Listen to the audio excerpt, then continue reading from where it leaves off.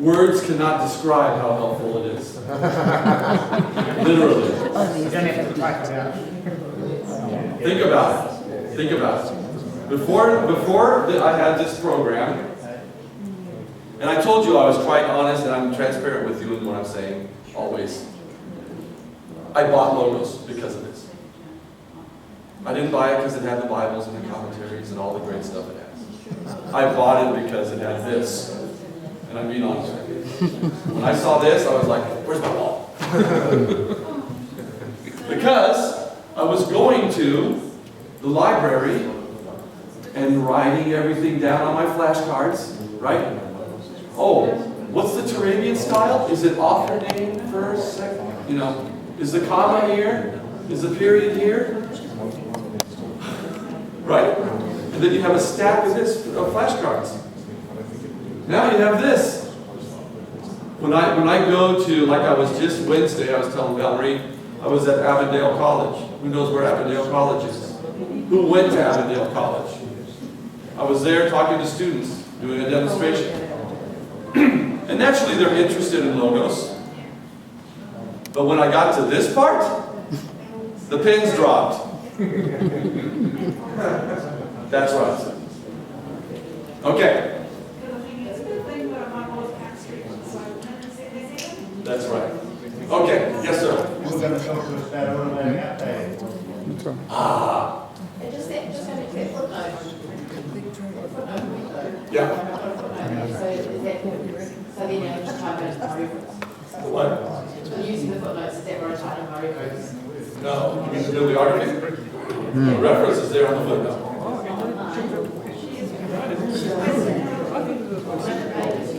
No, not pictures. It's on Word. You would want to get Word. Definitely get Word. For whatever reason, I don't know why, it's not on pages, by the way. Thank you, Catherine. I was embarrassed at a Bible college and I found that out the hard way. I did this on pages and no footnote. Anyway, Word. Yeah. Thank you. Okay, real quick, because what's your name, sir? Jim. Jim reminded me, could I have your attention real quick, and we'll continue this.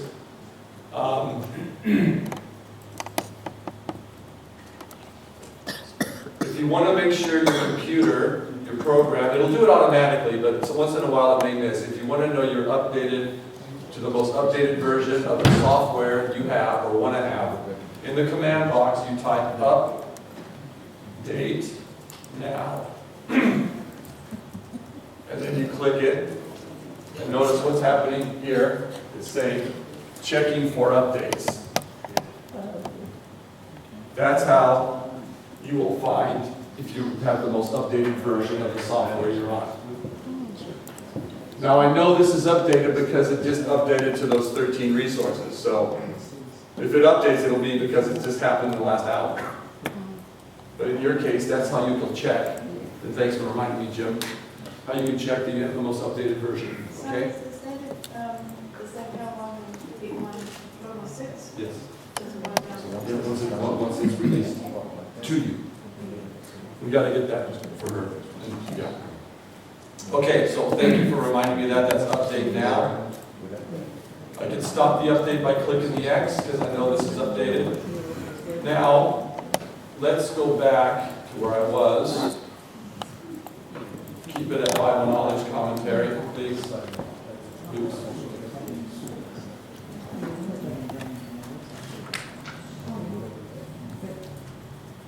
Now, let's take a look at a couple other things.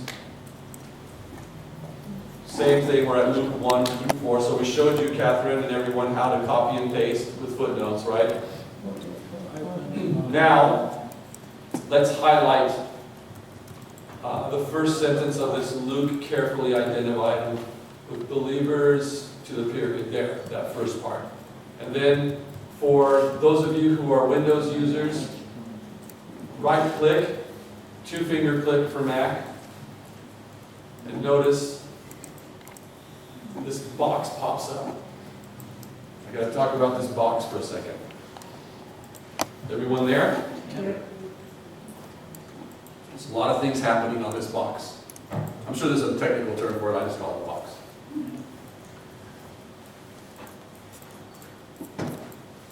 Copy, well, yeah, we just did copy, right? We just did that. Visual copy, I'll show you what that is in a minute. Send to this software, well, unless you have Proclaim Church software, you won't do that. That's a special software that's used for church and pastoral presentations, but I assume you don't have that, so don't worry about that. Wikipedia, link to Wikipedia in case you want to investigate the content of that passage. Save as a list, we'll do that in a minute. Report typo, if you find a typo, report it to Logos. And then all of your social media options. This box is available on any text in Logos, not just Bible knowledge commentary. Bibles, journals, commentaries, books. In many cases, again, as you found out earlier, I like to share things on Facebook, especially for my non-believing friends, much to their chagrin sometimes. But I'll find something in a book that I think is appropriate, and I'll highlight it like that, and I'll hit the F for Facebook. Gone. Gone. Or you can, email. This is the Faith Life logo. That is used, and this would be a training for another session. On Faith Life, you can create community groups. So, for instance, you're a pastor, right? At your church, let's say, and this is free, by the way. They don't need to have logos for this.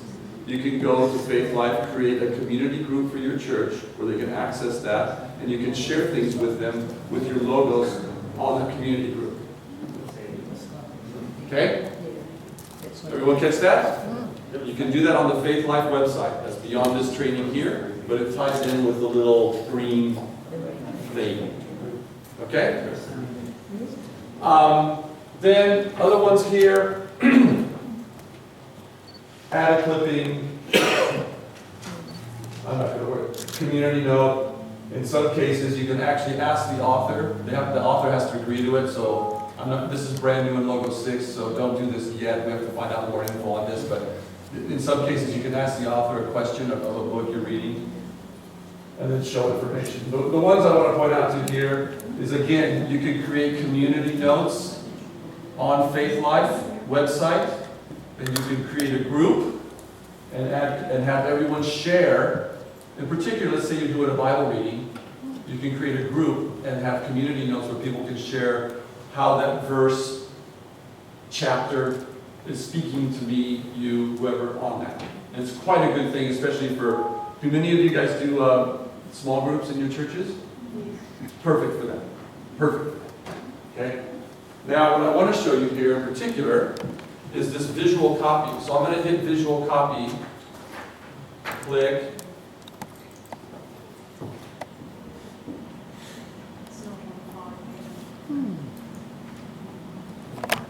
but you will have. Is it working for you guys? Yeah. Not for me. Yes.